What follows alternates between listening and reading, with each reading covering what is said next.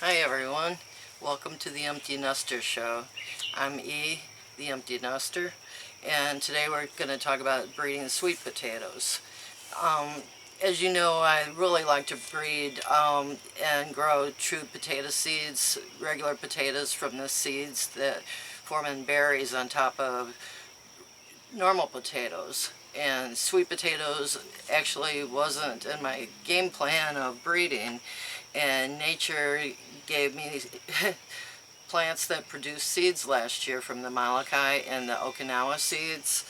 So I'm going to show you what the seeds look like, and also some information like the University of Hawaii hand pollinates, and only about 40% of the flowers that they hand pollinate produce seeds, because sweet potatoes aren't self-pollinating, they're self-sterile.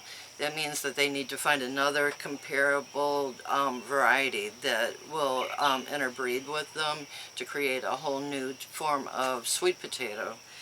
And inside the pod, after the pollen does produce a viable seed, the capsules that come out have 1 or 2 seeds in them. And I was really lucky to get a bounty of seeds. This cup here contains sweet potato seeds that I took off the Okinawa and Molokai last year.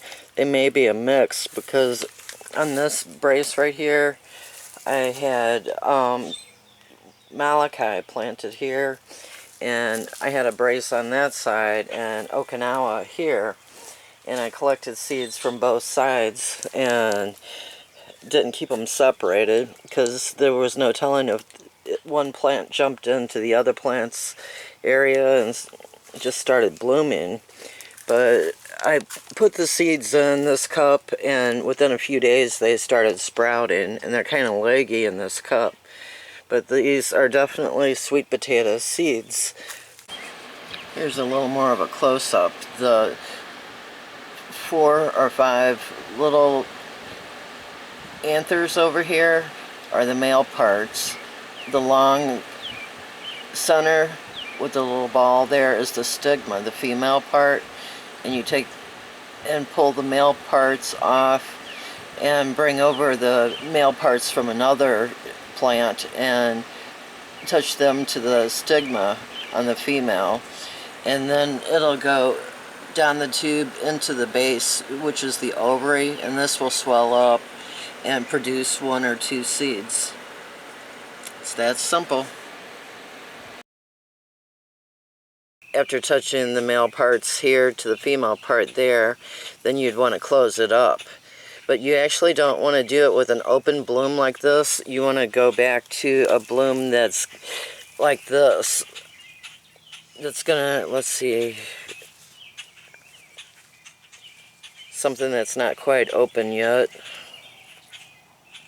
That one right there. You would want to move the petals back and then touch the stamen from the male on another flower to the female on this one, and then close the flower back up and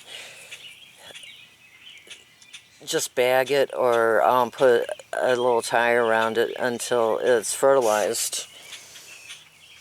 But these flowers, they open first thing in the morning, and then by noon, it's getting close to noon. See how this is shriveling up? The purple color is coming back into it here, where like this one here, it started out purple and now it's blue and purple with a white throat. And the original plant last year had a purple inside and a white outside. So it makes me wonder if possibly Morning Glory could have came over and been pollinated by the bees to cross with the sweet potatoes.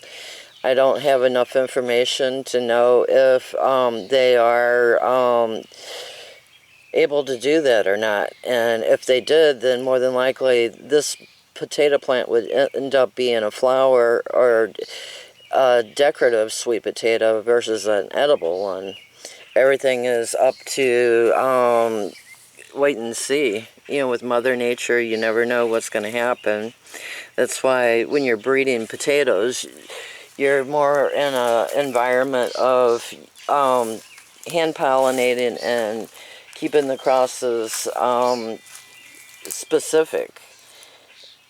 Where with a bee, you never know, the pollen could have came from another sweet potato in the neighborhood and made the seeds to make these plants. So I won't know till fall if these potato plants are viable, if they're going to produce tubers. It's all a guessing game.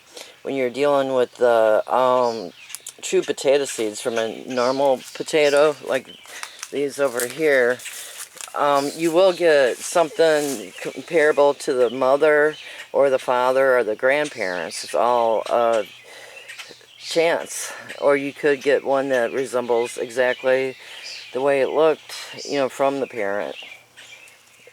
That's the beauty of breeding. You know, it's all wait and see what you create. If you'd like to follow my progress this year or last year on growing the sweet potatoes, these are the monster-sized Molokai that I pulled out of the ground last year that I made slips from, and I took the slips off about a week ago, and look how big the replacement slips are. This is Okinawa.